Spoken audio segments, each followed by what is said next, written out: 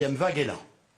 Nous observons aujourd'hui une progression rapide et très préoccupante de l'épidémie dans tous les pays d'Europe, en Italie, au Royaume-Uni, en Belgique, en Allemagne, sans parler des pays d'Europe centrale, Pologne, République tchèque, qui sont dans une situation très difficile. Nul n'est épargné. Disons les choses clairement, la situation est grave, elle est grave en Europe, elle est grave en France. La semaine dernière, nous avons décidé de placer l'ensemble du territoire national en état d'urgence sanitaire et d'instaurer un couvre-feu en Île-de-France et dans 8 autres métropoles. Au cours des derniers jours, la situation sanitaire de notre pays a continué de se dégrader. La circulation du virus atteint aujourd'hui un niveau extrêmement élevé.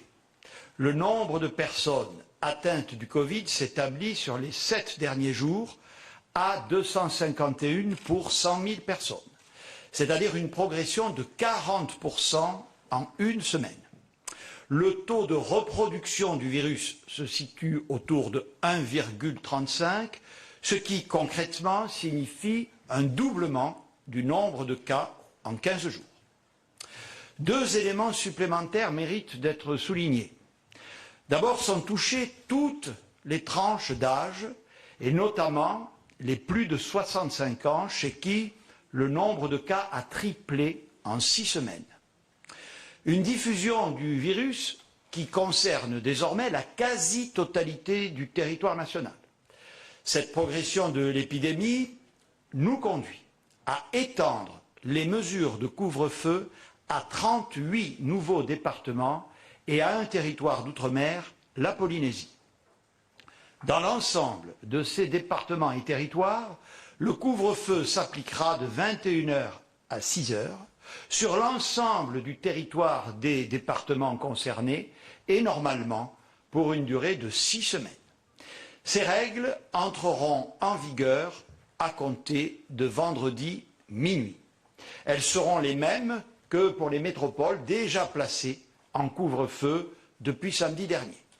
Cela signifie qu'à 21 h, chacun devra être chez soi et que, sauf exception, tous les lieux, commerces ou services recevant du public seront fermés. Comme pendant la période du confinement, il faudra, pour sortir après 21 h, vous munir d'une attestation prouvant que vous répondez de l'une de ces exceptions.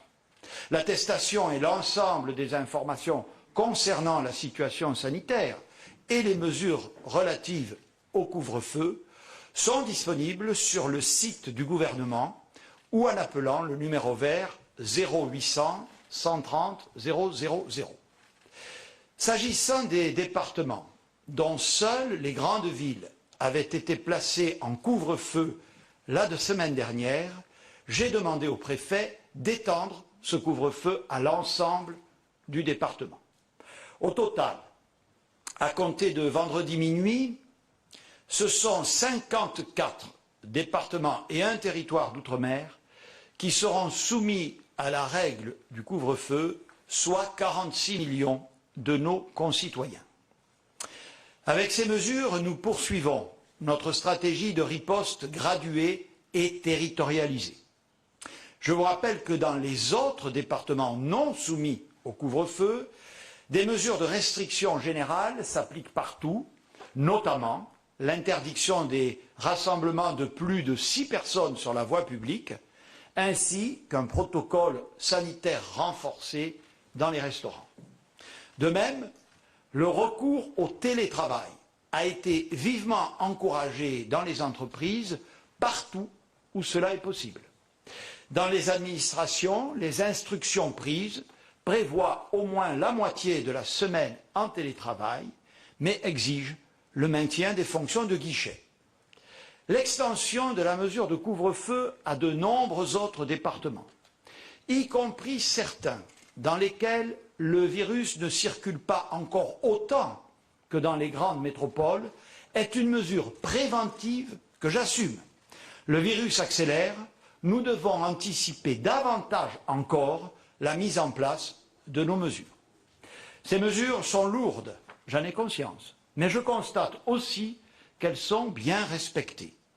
Depuis samedi dernier, les forces de l'ordre ont effectué 32 033 contrôles et prononcé 4 777 verbalisations pour non-respect du couvre-feu. Il est trop tôt à ce stade pour mesurer les effets du couvre-feu. C'est la semaine prochaine que nous verrons s'il commence à réduire suffisamment la circulation virale. En fonction des résultats obtenus et de l'évolution de l'épidémie, nous réévaluerons le dispositif pour éventuellement le durcir, avec pour priorité absolue la volonté de sauver des vies et de protéger la santé de nos concitoyens, à commencer par les plus vulnérables d'entre nous. Pour cela, nous devons impérativement préserver notre capacité d'accueil à l'hôpital et dans les établissements de santé. Or, le taux d'occupation de nos lits de réanimation a dépassé la barre des 44%. 4 régions sont plus particulièrement touchées: Auvergne-Rhône-Alpes, Île-de-France, PACA et Hauts-de-France, où la barre des 50% de lits de réanimation occupés par des patients Covid a été franchie. Compte tenu du nombre élevé de nouveaux cas, cette tendance va se poursuivre dans les semaines à venir. Je vous le dis donc très clairement, les semaines qui viennent seront dures. Nos services hospitaliers vont être mis à rude épreuve et le nombre de morts va continuer d'augmenter. Les nouveaux cas d'aujourd'hui sont les malades hospitalisés de demain et malheureusement parfois les morts d'après-demain. Le mois de novembre sera éprouvant, nous le savons déjà. Chaque jour, le nombre de décès augmente. Je cède la parole à Olivier Véran, ministre des Solidarités et de la Santé, pour un point plus détaillé sur la situation épidémiologique et celle de nos hôpitaux. Monsieur le ministre. Monsieur le Premier ministre, 40 millions de personnes atteintes du coronavirus dans le monde, plus d'1 million de morts, plus d'1 100 000 morts de par le monde. C'est le bilan à date de cette pandémie, un bilan qui s'alourdit jour après jour. Nous avons connu une accalmie en France et en Europe après la première vague qui avait été terrible, une accalmie estivale, mais désormais on peut considérer que l'Europe est à nouveau le continent le plus sévèrement touché par cette pandémie. Une grande majorité de pays de l'Union européenne ont désormais largement franchi ce qu'on appelle le seuil d'alerte, et un peu partout, hélas, les hôpitaux se remplissent à nouveau. Un certain nombre de pays qui n'avaient pas connu de première vague, je pense à la République tchèque par exemple, enregistrent un nombre de décès quotidiens alarmant. La circulation du virus, vous le savez, je l'ai déjà dit, nous l'avons déjà dit, elle est moins rapide qu'au printemps dernier. Pourquoi est-ce qu'elle est moins rapide?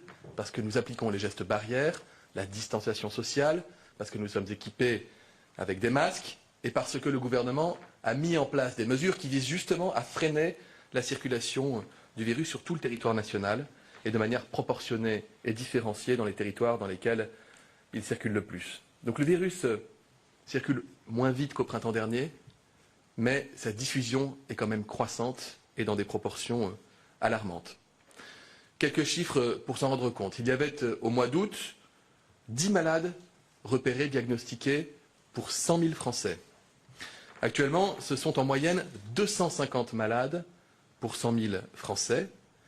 Et dans certaines métropoles, je pense notamment à Saint-Étienne, plus de 800 malades pour 100 000 Français, c'est-à-dire 80 fois plus de personnes diagnostiquées qu'au cours du mois d'août. En août, il y avait environ 1500 contaminations par jour. Nous avons dépassé les 25 000 malades par jour en moyenne, c'est-à-dire plus de 1000 malades diagnostiqués dans notre pays chaque heure du jour et de la nuit. Ces chiffres, ils doublent, vous l'avez dit Monsieur le Premier ministre, tous les 15 jours malgré tous les efforts. Et ainsi, sans mesures nouvelles là où c'est nécessaire pour freiner l'épidémie, il y aurait dans 15 jours plus de 50 000 malades diagnostiqués chaque jour. Pire encore, c'est en particulier chez les personnes âgées, au-delà de 65 ans, que la dynamique épidémique semble désormais la plus forte depuis quelques jours. Cela même, ces personnes au-delà de 65 ans, qui même s'ils peuvent être en très bonne santé, par ailleurs, présentent le plus grand risque de faire des formes graves. L'impact sanitaire, c'est-à-dire ces formes graves, celles qui nécessitent un recours à l'hôpital, voire dans les cas les plus graves, un recours à la réanimation, cet impact sanitaire, il est réel, il est palpable. Et au-delà des chiffres qui peuvent s'égrener au quotidien, ce sont les appels des médecins et des soignants qui reprennent ce que nous avons connu au printemps dernier. Les appels de ces médecins qui, au quotidien, se battent pour sauver des vies à l'hôpital et qui nous disent faire face à une vague de malades graves qui arrivent par les services des urgences, par le SAMU, et qui remplissent les hôpitaux et les services de réanimation. Il y avait hier près de 2000 malades hospitalisés et plus de 250 patients admis en réanimation. En région Auvergne-Rhône-Alpes, au 15 septembre, il y avait 88 malades en réanimation. Au 2 octobre, il y avait 149 malades en réanimation. Hier, il y avait 360 malades en réanimation. Quand je dis sans mesures nouvelles, la situation s'aggraverait de la même manière.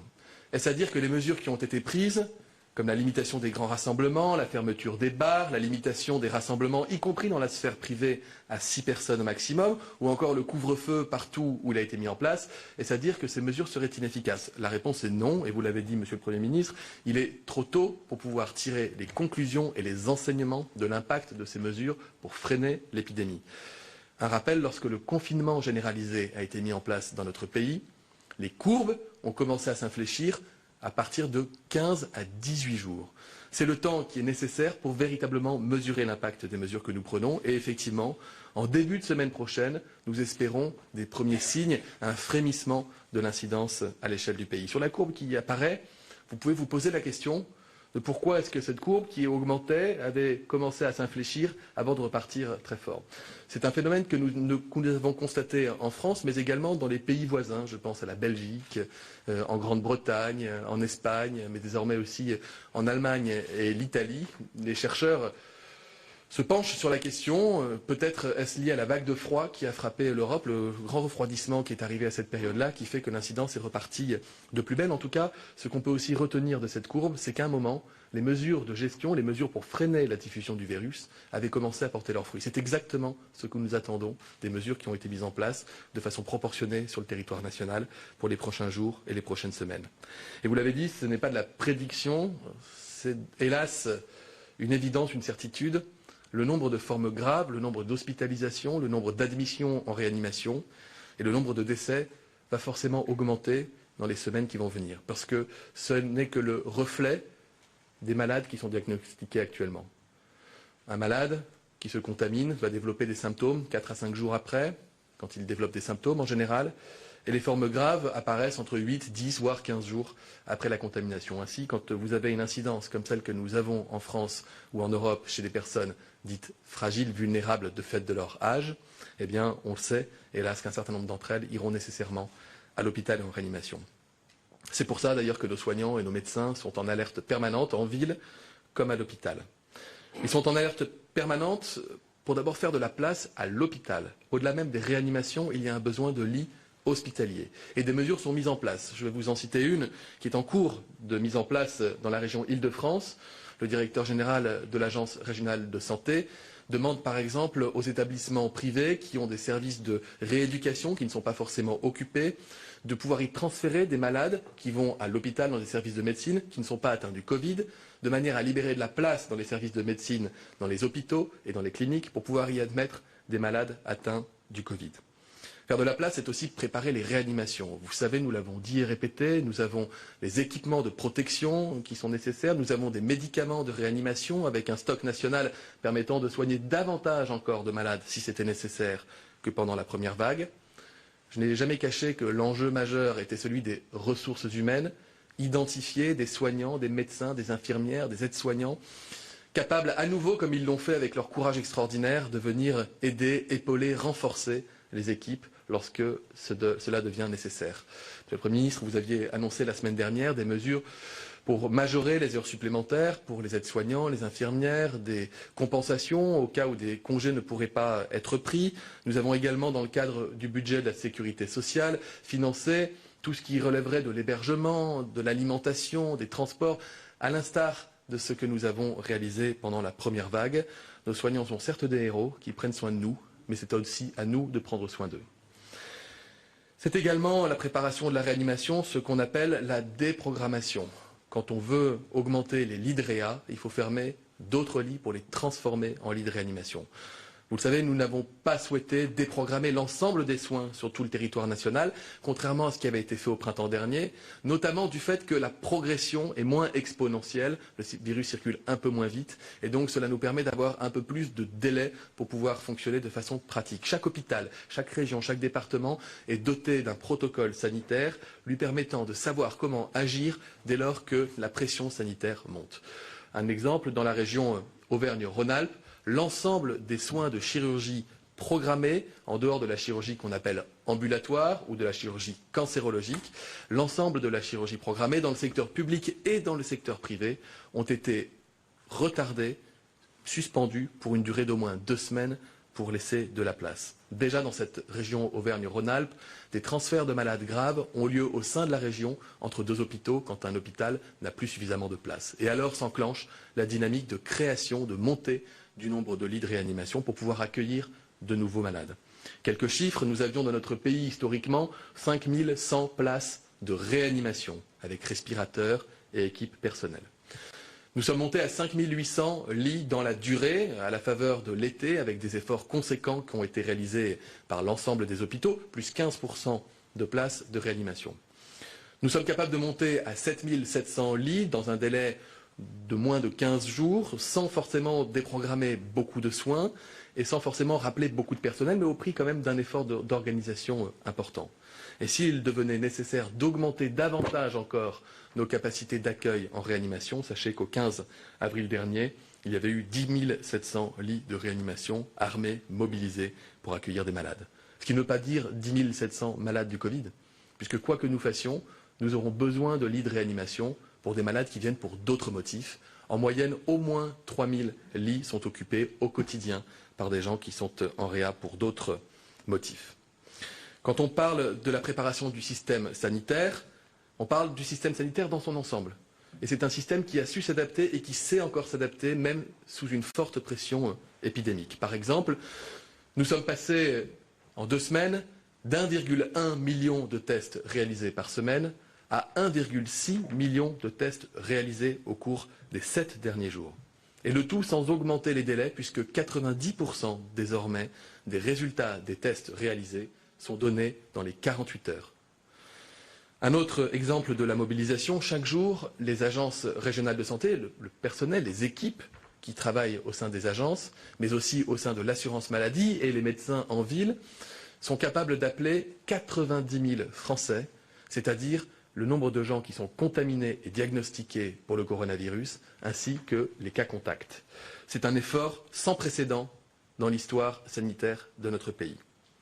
Enfin, et vous me l'avez déjà entendu dire plus d'une fois, mais je le répète, quand on parle de système sanitaire, on parle des femmes et des hommes qui sont mobilisés au quotidien, les infirmières, les aides-soignants, les laborantins, les biologistes, les médecins, les brancardiers, les ambulanciers.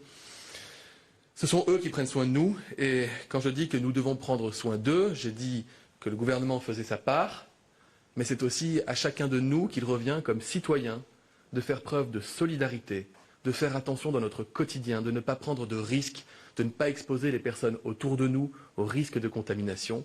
C'est ainsi que chacune et chacun d'entre nous, Français citoyens, pouvons aussi accompagner nos soignants dans la lutte qui a débuté et qui sera longue contre cette épidémie.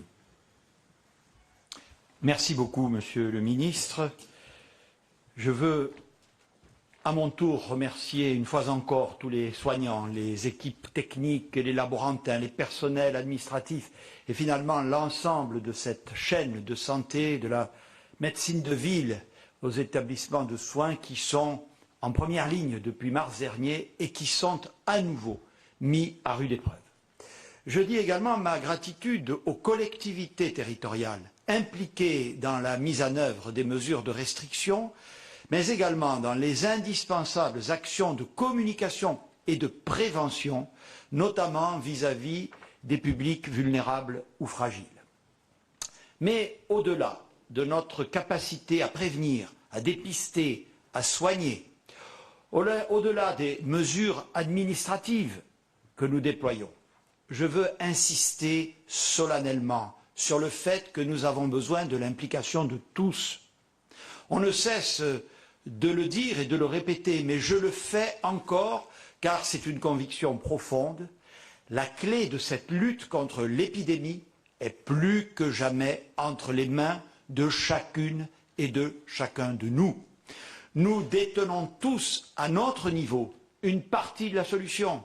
Elle est connue, porter le masque, se laver très régulièrement les mains ou utiliser du gel, tousser ou éternuer dans son coude ou dans un mouchoir, utiliser des mouchoirs à usage unique et les jeter, saluer sans se serrer la main et éviter les embrassades, respecter une distance d'1 mètre, aérer les lieux dans lesquels vous vivez et travaillez, et enfin, plus que jamais, réduire ces interactions sociales.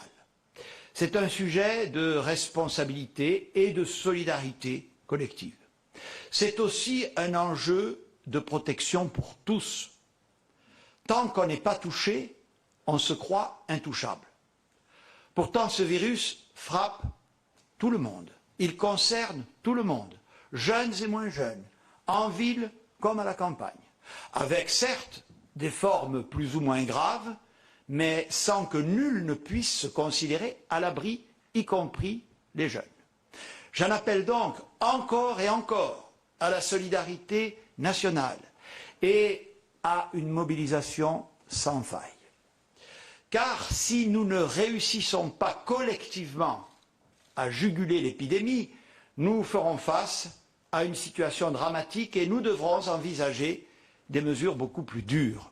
Il est encore temps de l'éviter, mais il ne nous reste plus beaucoup de temps. Je voudrais donner la parole au professeur Étienne Gaillard, directeur médical de crise à l'hôpital Lariboisière, qui va nous rappeler que tous les types de profils peuvent développer des formes, y compris graves, de la maladie. Monsieur le professeur. Merci beaucoup, Monsieur le Premier ministre, et merci de me donner l'opportunité, effectivement, de vous présenter quelques éléments de la réalité de ce qu'on vit dans les hôpitaux, et en particulier les hôpitaux d'Île-de-France dans lesquels je travaille. Ce qu'on observe depuis quelques semaines, c'est effectivement une augmentation continue du taux d'incidence du virus dans toutes les classes d'âge. Et ce qu'on a observé, c'est une augmentation qui a commencé dans les classes d'âge les plus jeunes, des patients de moins de 30 ans, et puis un peu plus tard des patients de moins de 40 ans. Et on voit aujourd'hui une augmentation qui s'infléchit encore fortement chez les patients, cette fois plus fragiles parce que plus âgés. Donc ça nous rappelle effectivement qu'un des moyens efficaces et dont on espère que notamment le couvre-feu portera ses fruits, c'est de limiter la diffusion et la circulation. Et aujourd'hui, il n'y a qu'un remède à ça, c'est de limiter nos interactions pour éviter de se transmettre le virus. On observe parmi les patients qu'on a à prendre en charge quotidiennement des formes de contamination à l'intérieur de la cellule familiale, à l'intérieur de couples. On a eu à prendre en charge, en particulier dans la première vague, et on espère ne pas l'avoir aujourd'hui, des couples, y compris des couples en réanimation atteints de la Covid-19. Donc ça, c'est une réalité. La deuxième réalité, c'est on a eu l'impression d'entendre que le virus, dans sa forme d'aujourd'hui, était moins grave et éventuellement moins virulent. Et ce qu'on observe, c'est pas tout à fait ça, malheureusement. On observe deux faits. C'est que les patients qui sont admis dans nos services de réanimation, quand on regarde à peu près la distribution de l'âge et qu'on la compare depuis cet été par rapport au premier pic épidémique, eh bien, cette distribution de l'âge, elle est en fait strictement similaire, encore une fois parmi les patients les plus graves, à savoir que 50% des patients admis en réanimation ont moins de 60 ans. Et quand on s'intéresse encore à des patients plus jeunes, on a effectivement entre 15 et 20% de patients de moins de 40 ans en réanimation. Très très factuellement, il y a dans l'hôpital dans lequel je travaille, qui est l'hôpital Lariboisière, sur les 32 lits de réanimation qui sont ouverts, 15 patients atteints de Covid-19, 3 d'entre eux ont moins de 40 ans et ont fait des formes graves.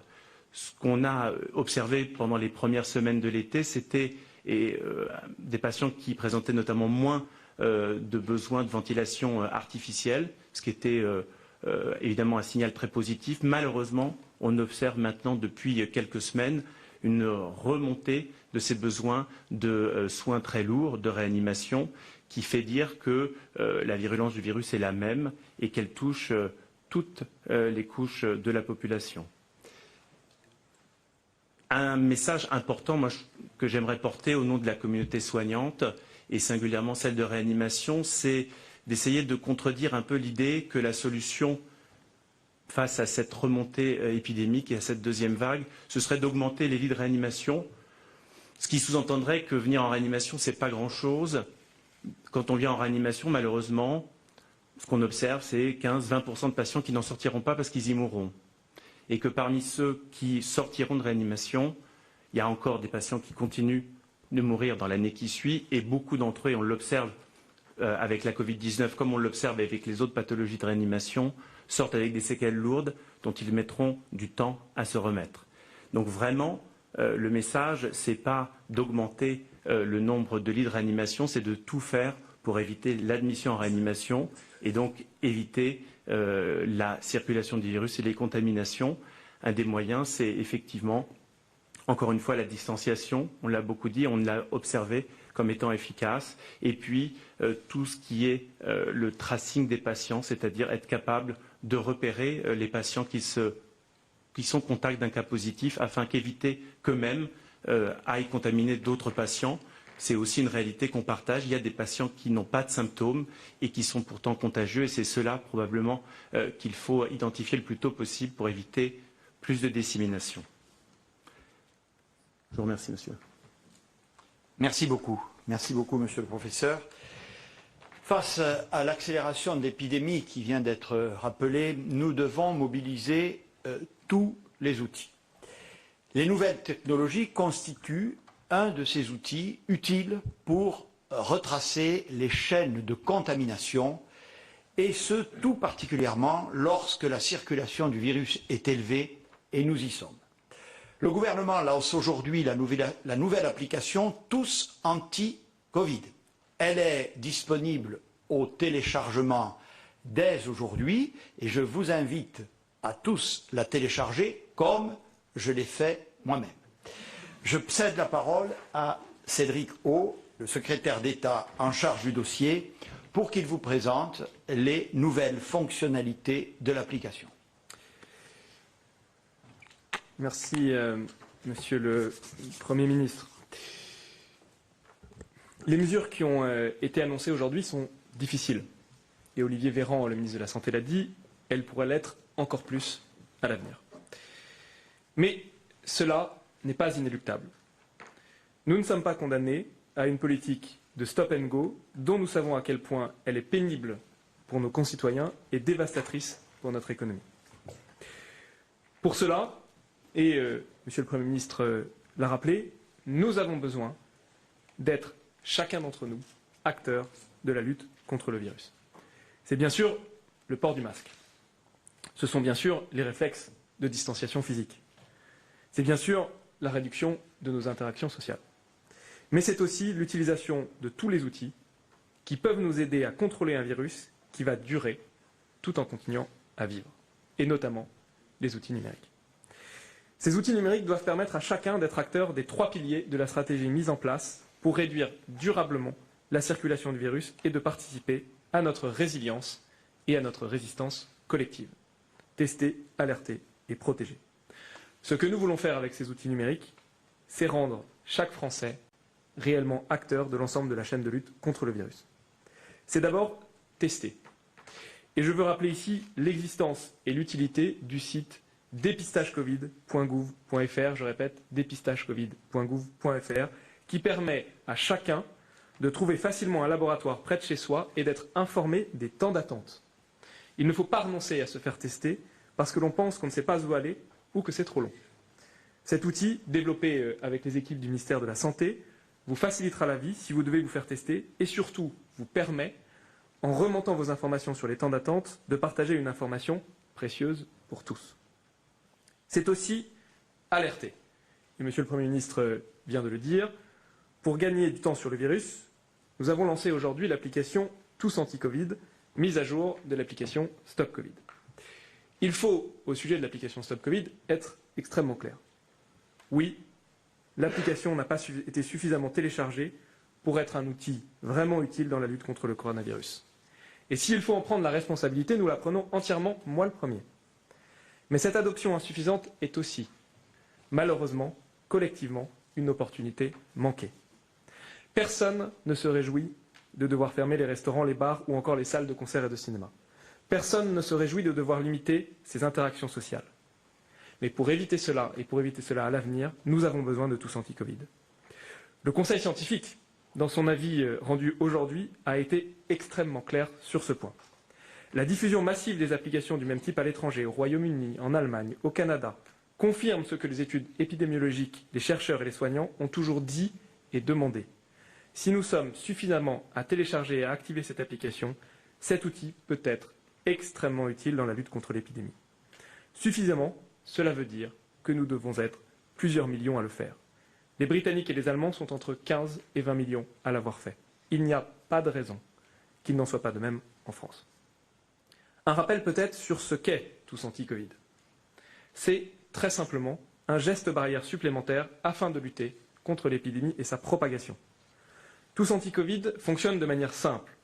Si vous avez croisé le chemin d'une personne contaminée dans un bar, dans un restaurant, dans un cinéma, dans un lieu recevant du public, et que vous aviez tous les deux l'application, alors vous pourrez être prévenu dès que la personne en question recevra le résultat de son test. Ce qui vous permettra, premièrement, d'être averti et de vous isoler, ce qui vous évitera de contaminer de nouvelles personnes, surtout si vous êtes asymptomatique.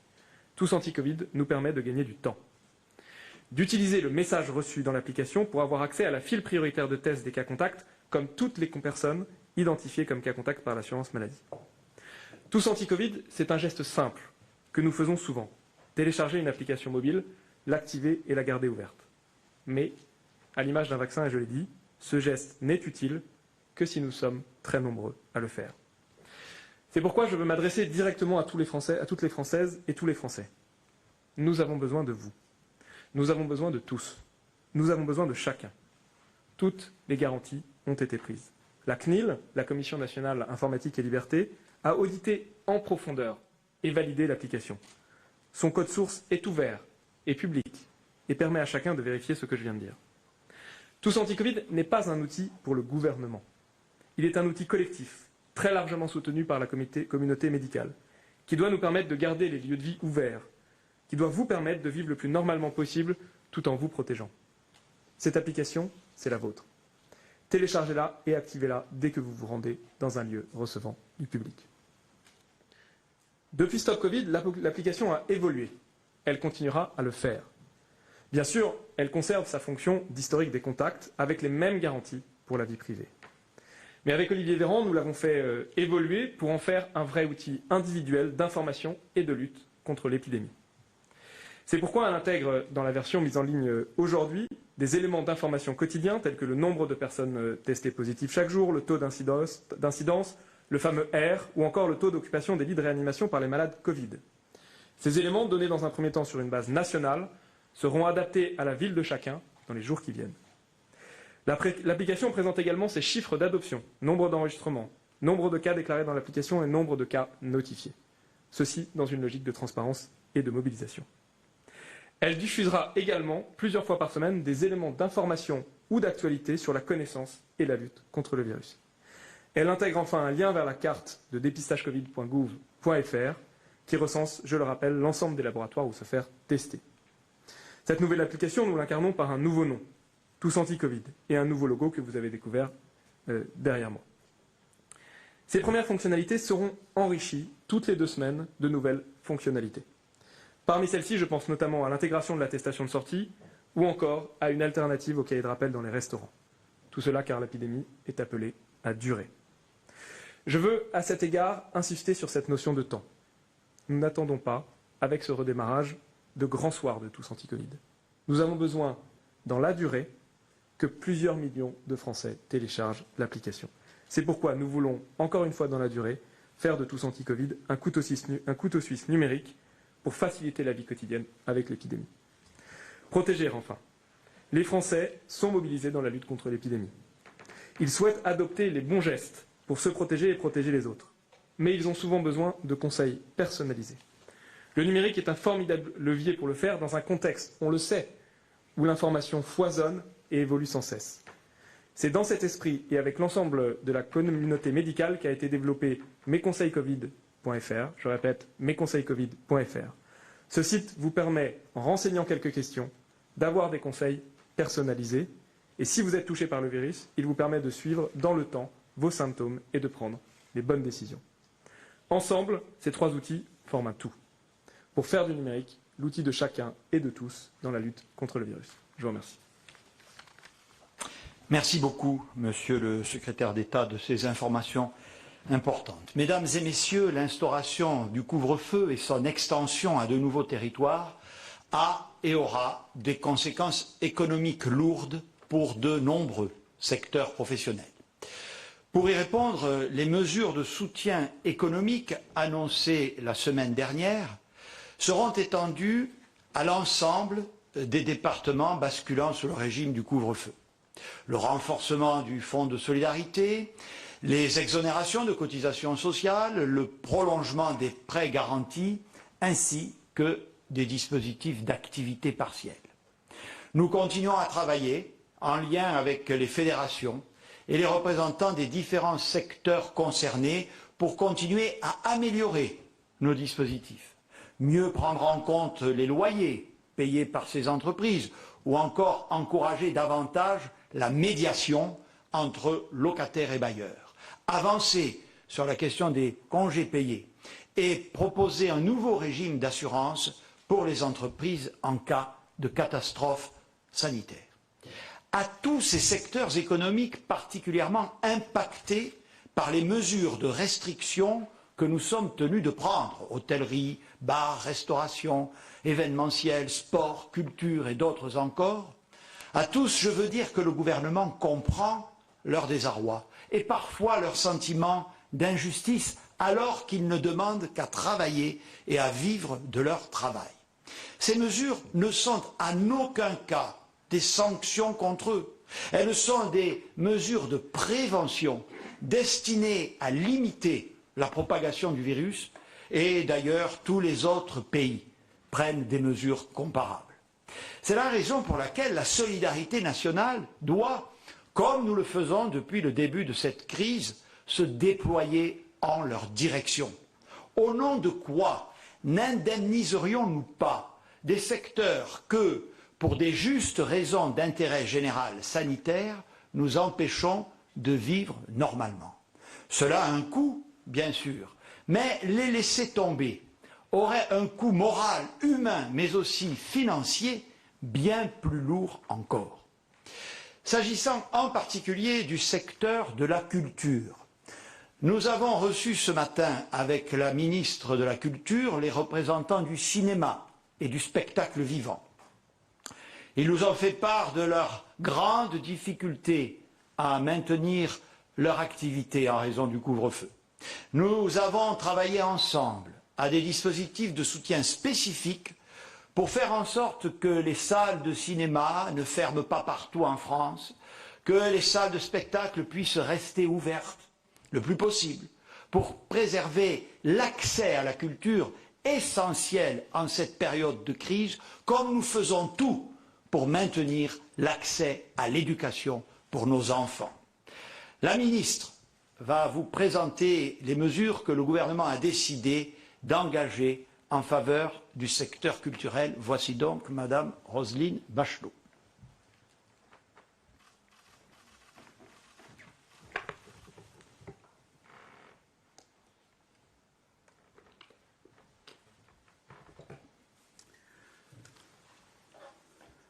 Oui, le Premier ministre, le ministre de la Santé, le professeur Gaïa l'ont rappelé, la situation sanitaire est grave.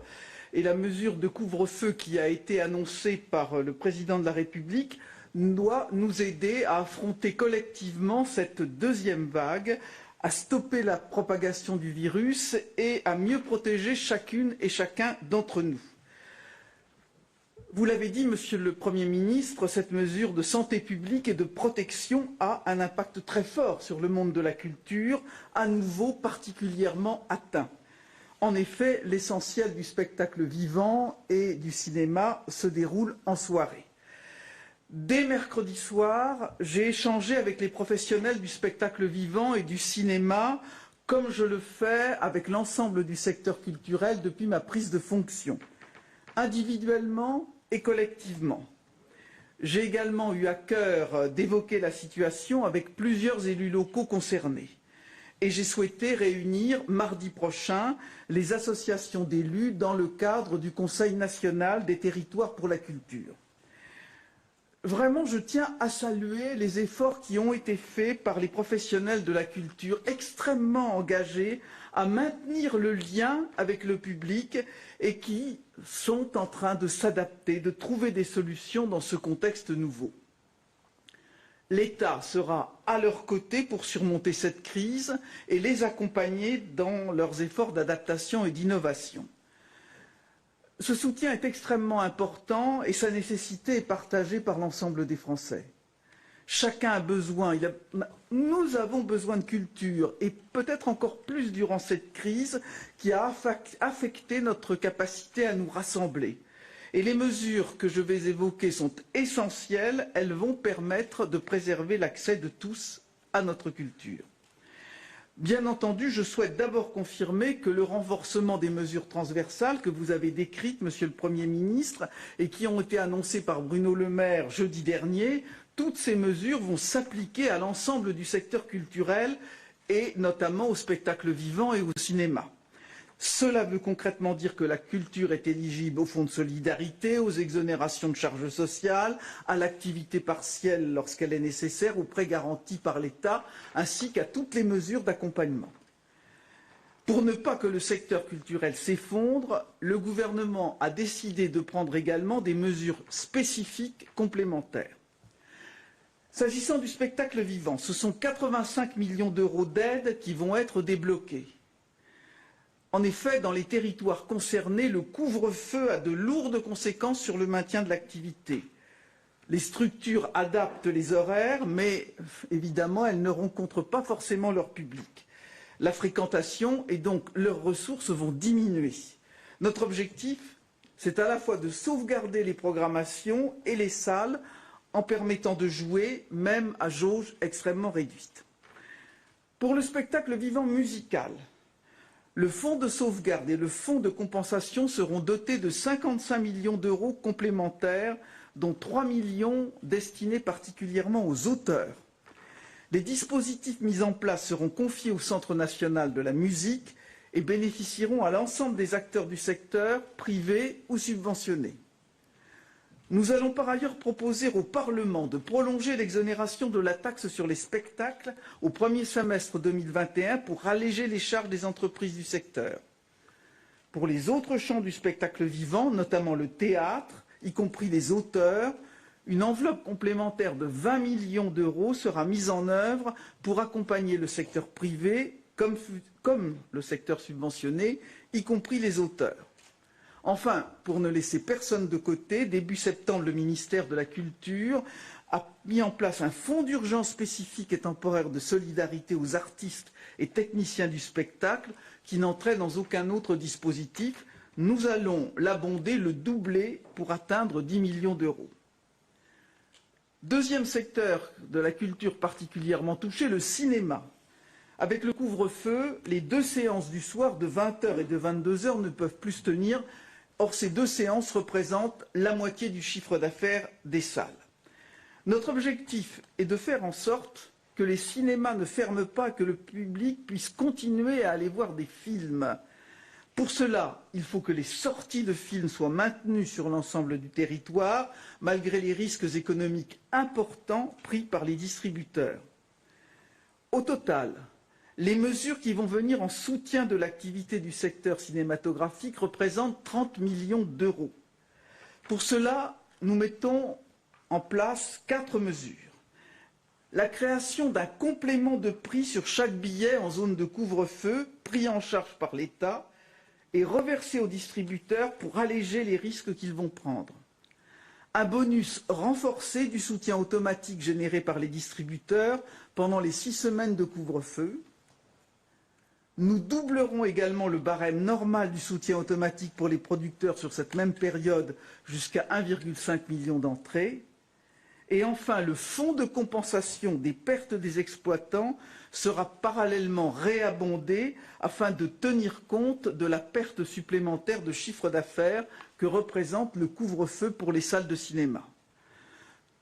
Ce sont donc au total 115 millions d'euros qui vont être injectés pour soutenir le spectacle vivant et la culture. C'est un nouvel effort exceptionnel qui vient s'ajouter à toutes les mesures que nous prenons depuis le début de la pandémie. Je veux vraiment remercier du fond du cœur les professionnels pour leur engagement de tout faire pour continuer à ouvrir dans les conditions sanitaires les plus sûres. Et je remercie évidemment nos concitoyens qui, on le voit depuis le début de la semaine, veulent continuer à aller voir des artistes sur scène et à aller voir des films. Et je veux leur dire que le président de la République, le Premier ministre et le gouvernement sont à leur côté pour que notre culture ne s'arrête pas. Merci beaucoup, Madame la Ministre.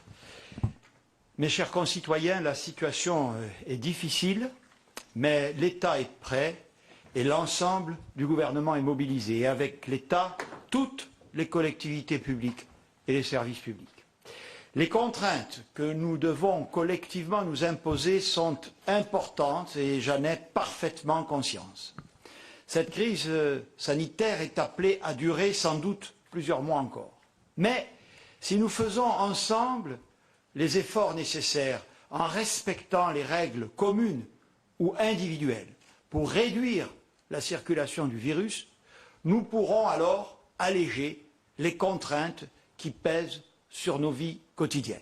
Je vous remercie et je me tiens à votre disposition ainsi que les ministres présents pour répondre à vos questions.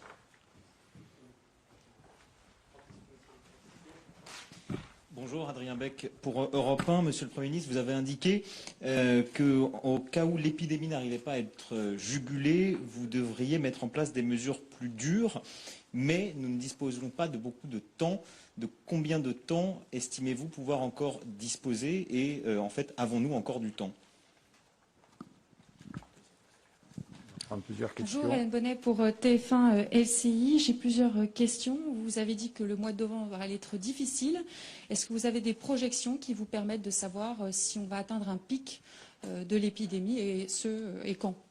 Autre question, sur l'application Tous Anti-Covid, vous venez d'en faire la promotion, mais y aura-t-il d'autres campagnes pour la rendre plus populaire auprès des Français? Et enfin, je voulais parler des vacances de Noël. Je sais que vous avez peu de visibilité, mais est-ce que les Français doivent s'attendre à ce que leurs vacances de Noël soient perturbées, notamment les rassemblements familiaux? On va prendre encore une ou deux questions et puis on va répondre à ce premier jet. Bonjour Monsieur le Premier ministre, Bonjour, Madame la Ministre, Messieurs les Ministres, Florent Tardif pour CNews Canal+. Je vais rejoindre la question de mon collègue qui a été posée précédemment concernant justement ces mesures plus dures qui pourraient être prises dans les prochaines semaines, puisque ce mois de novembre sera compliqué, éprouvant même pour reprendre vos propos. Est-ce que le couvre-feu est un pré-confinement? Est-ce qu'on se dirige vers le confinement? Et seconde question concernant la stratégie du gouvernement, selon les données Santé publique France, en semaine 41, 27,1% des nouveaux cas étaient connus comme étant précédemment des cas contacts. Pour reprendre les propos du ministre des Solidarités et de la Santé, ce n'est plus nous qui traquons le virus, c'est le virus qui nous traque. Souhaitez-vous évoluer dans la stratégie de dépistage et, par exemple, avoir une stratégie qui est dite à la japonaise, rétrospective, en tentant d'analyser comment une personne positive a été contaminée et non plus quels sont ses cas contacts. Merci beaucoup. Allez, une dernière question pour un premier jet et on répond. Oui, Frédéric Aziza, Radio J. Je voudrais compléter la question précédente. Donc, vous avez évoqué la possibilité d'envisager des mesures plus dures, c'est-à-dire qu'en cas d'aggravation de la situation, le couvre-feu pourrait évoluer vers un couvre-feu à la guyanaise, c'est-à-dire un couvre-feu de 17h à 5h du matin le lendemain et le week-end du samedi 13h au lundi 5h. Bon, on va répondre à ce premier jet de questions, je demande au ministre de la Santé de s'approcher du pupitre, parce qu'évidemment beaucoup concerne. Une précision préalable, j'ai dit et je confirme que le mois de novembre sera difficile, parce que nous savons déjà que quel que soit l'effet que nous espérons positif des mesures de couvre-feu, l'impact des contaminations actuelles sur la montée des hospitalisations en réanimation se fera sentir fortement, on en est sûr maintenant, au mois de novembre. D'où les difficultés que je pressentais.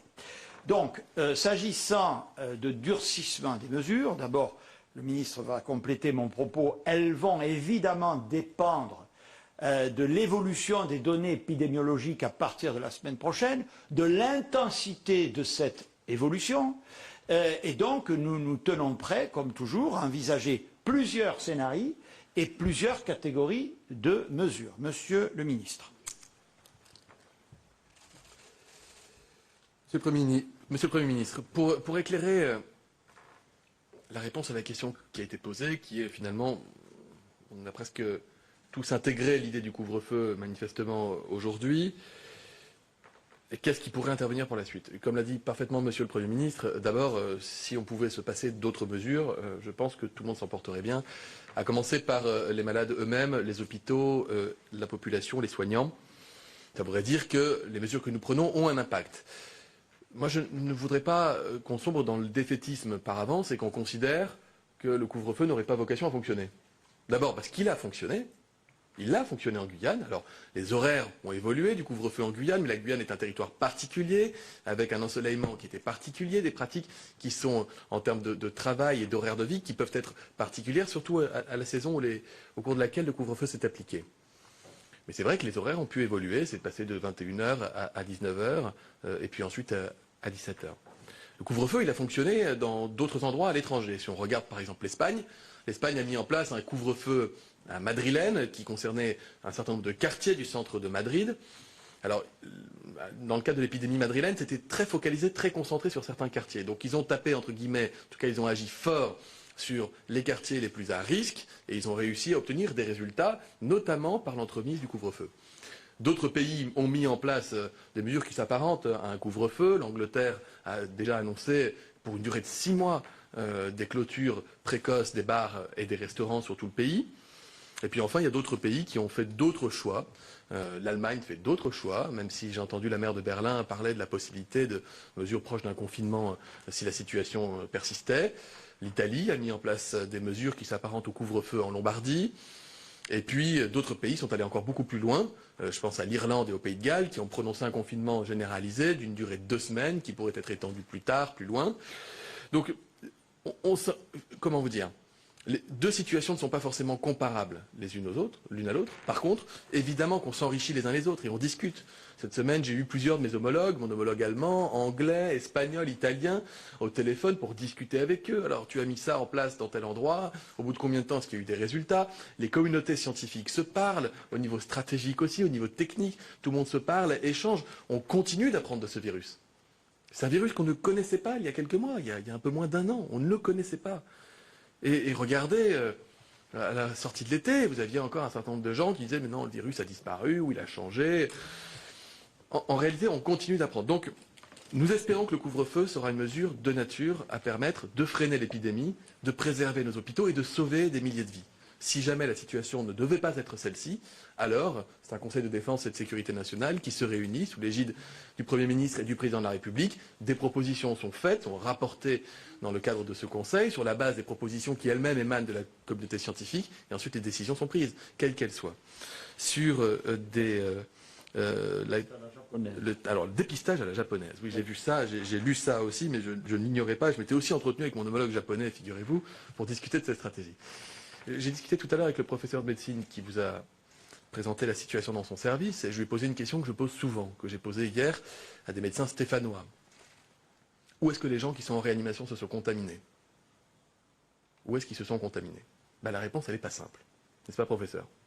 La réponse, elle n'est pas simple. Même quand vous avez un échantillon de 15-20 malades et que vous prenez le temps de décortiquer avec eux où ils ont pu se contaminer, On vous dit, parfois, ça peut être un mariage, parce que vraisemblablement, la personne a fréquenté un mariage, donc ça va être là. Parfois, c'est 10 personnes qui vivent dans un 2 pièces, et dont une personne était malade, donc on se dit que c'est ici. Mais en réalité, il est extrêmement difficile, d'autant que vous avez plus de la moitié des gens qui sont asymptomatiques. Donc vous avez pu être contaminé à un moment que vous ignorez vous-même totalement par quelqu'un qui lui-même ignorait qu'il était un contaminant. Ce n'est pas une question de faillite ou de déroute ou des systèmes de traçage ou de la communauté scientifique et médicale. En réalité, c'est très dur. Et y compris au Japon, je peux vous dire que c'est très dur. Alors il y a une étude qui est menée par le professeur Fontanet, que vous connaissez. Il a été plusieurs fois il est intervenu en conférence de presse, qui a démarré une étude pour rechercher avec des questions très fines les lieux de contamination et les conditions de contamination de quelques 1500 Français sur tout le territoire national.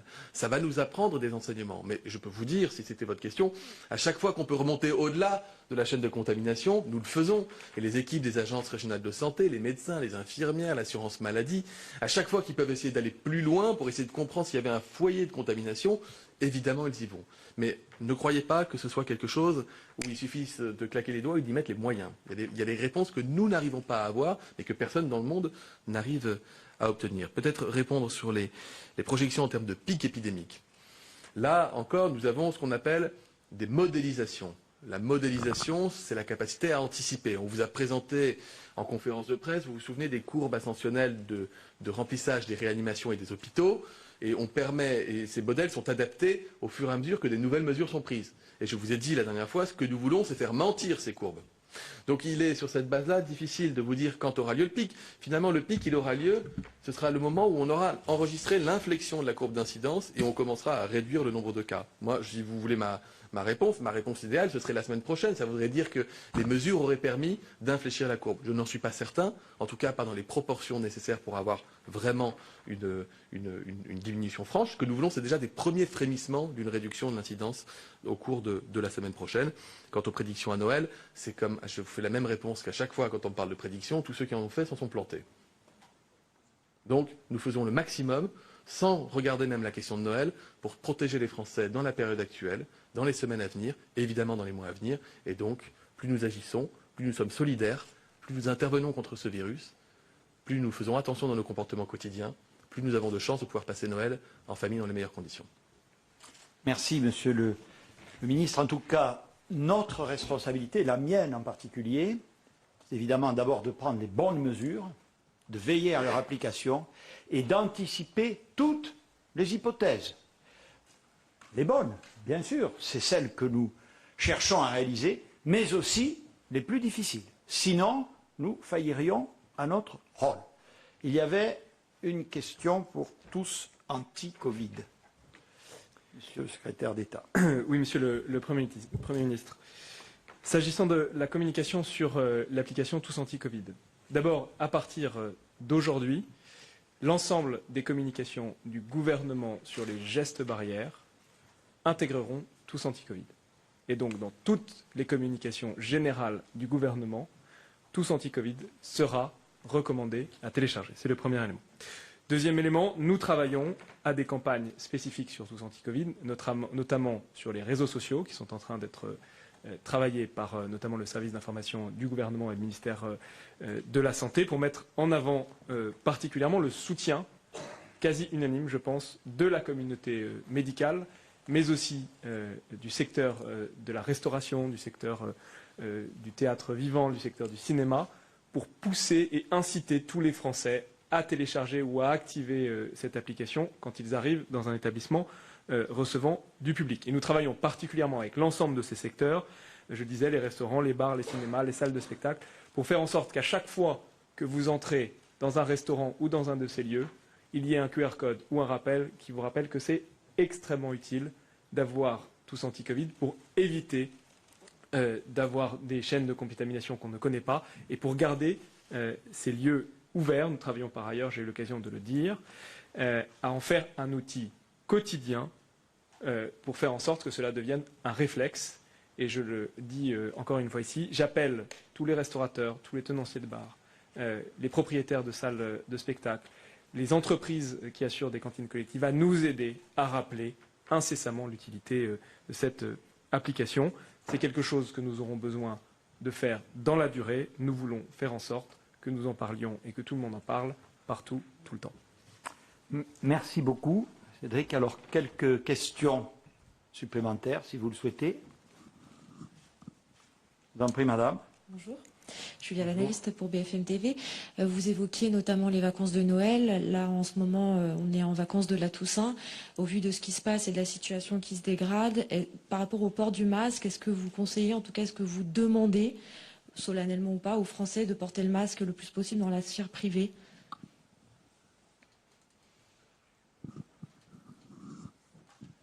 Bonjour, Jérémy Marot de l'AFP. La situation sanitaire actuelle montre que les différents messages d'alerte que vous avez lancés depuis la rentrée à destination des plus jeunes n'ont pas vraiment imprimé au vu des taux d'incidence. Est-ce que vous réfléchissez, est-ce que vous dressez déjà ce constat d'échec? Est-ce que vous réfléchissez à revoir votre communication, à chercher des relais alternatifs pour pouvoir s'adresser à cette population qui est visiblement pas du tout réceptive aux avertissements? Bonjour, Camille Collin pour TF1 LCI. Vous parlez souvent d'anticipation. Pourquoi ne pas envisager dès maintenant, si la situation est si grave, un couvre-feu sur l'ensemble du territoire français?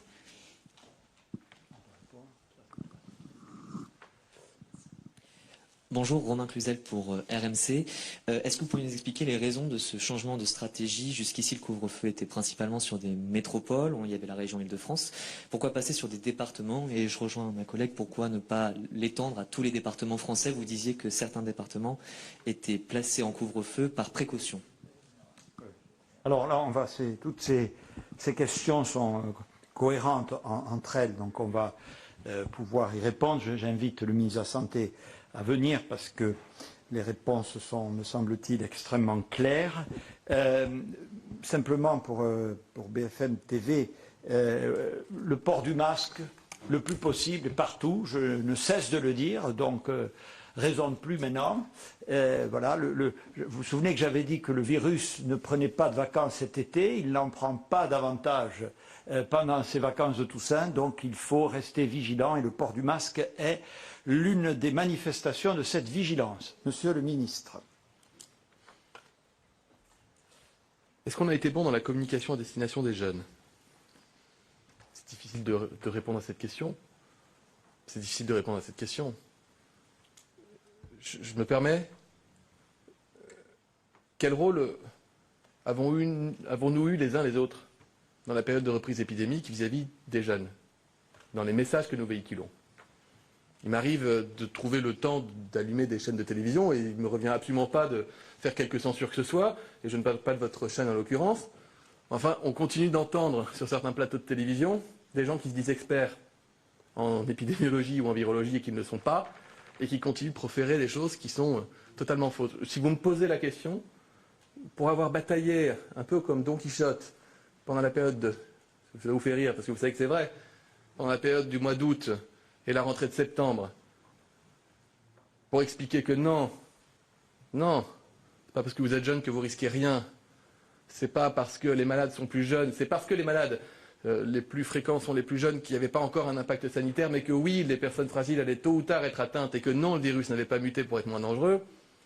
Je peux vous dire que oui, peut-être qu'il faut trouver d'autres vecteurs, d'autres supports de communication, mais enfin, on n'a pas toujours été complètement aidés. Mais ça ne veut pas dire qu'on se dédouane de notre responsabilité, que je me dédouane de la mienne, s'agissant des messages qui ont pu être envoyés. Et permettez-moi, pardon, oui. le ministre, de féliciter beaucoup d'initiatives qui sont prises à destination de ce public, y compris par des associations étudiantes et universitaires, partout, ça existe.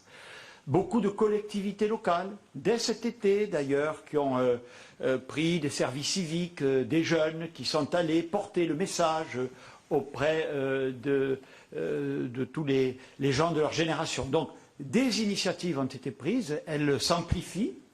Effectivement, les messages, on va dire, plus institutionnels ont quelques difficultés à atteindre cette cible, mais enfin, je fais confiance. Je veux dire, gardons-nous, là encore, de généraliser. Sur la question du couvre-feu, pourquoi est-ce qu'il n'est pas national? Écoutez, le principe de différenciation territoriale, c'est un principe qui a été plébiscité. Et d'ailleurs, beaucoup de questions qui ont été posées les semaines précédentes portaient sur le fait de savoir si on allait effectivement bien continuer à tenir compte de la réalité épidémique dans un territoire ou un autre. Je parlais de Saint-Étienne, pas pour stigmatiser Saint-Étienne, je fais attention, mais Saint-Étienne a l'incidence la plus élevée en termes de métropole, 800 cas pour 100 000 habitants. Vous comparez ça avec les territoires de Belfort où l'incidence est à 38, vous avez donc un écart de 1 à 20. Aller appliquer les mêmes mesures sur ces deux territoires, au stade où nous en sommes en tous les cas, ne fait pas forcément sens. Et donc, la différenciation territoriale permet de répondre à cela. Mais il y a des mesures qui ne sont pas différenciées.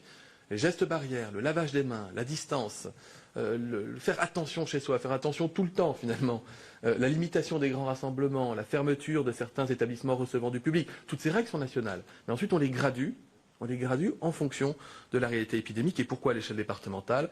Parce que lorsque les premières mesures de couvre-feu ont été appliquées dans les zones d'alerte maximale qui ciblaient les métropoles, eh bien rapidement, compte tenu de l'évolution de l'épidémie, des communes qui pouvaient être à 20, à 30 km et qui présentaient des statistiques en termes d'incidence et de cas graves quasiment identiques aux grandes métropoles, n'étaient pas soumises aux mêmes règles, ce qui n'était absolument pas cohérent. Donc on crée de la cohérence territoriale. Et je terminerai en vous disant sur ce sujet très important, parce qu'il faut, et vous avez raison de nous poser la question, expliquer et expliquer sans cesse. Le couvre-feu, comme d'autres mesures que nous avons prises, sont des mesures difficiles, lourdes, qui portent atteinte à notre liberté d'aller et venir. Nous sommes dans un état de droit, et c'est heureux. Quand les gouvernements prennent des mesures de cette nature, il faut qu'elles puissent en apporter la justification. Les justifications, on a été tout à fait transparent, des mesures de couvre-feu reposent sur des indicateurs sanitaires, les taux d'incidence de la population générale, des personnes âgées de plus de 65 ans, le taux d'admission actuel et projeté dans les services de réanimation, et c'est lorsque ces seuils sont déclenchés que nous prenons les mesures. Je vous ai dit aujourd'hui, vous l'avez parfaitement relevé, que j'ai un peu anticipé pour une certaine catégorie de départements parce qu'ils ne sont pas très loin. Mais pour autant, le ministre vous a donné la distribution, il faut qu'on puisse être cohérent et justifier, y compris le cas échéant devant un juge, que nous prenons des mesures de cette nature. Donc je pense que nous anticipons, nous avons incontestablement, compte tenu de la gravité de la situation, pris des dispositions fortes pour autant, à la fois pour être justifiées, pour être acceptées, il faut que ces mesures soient proportionnées et adaptées aux réalités. Je vous remercie vivement et je vous dis à très bientôt.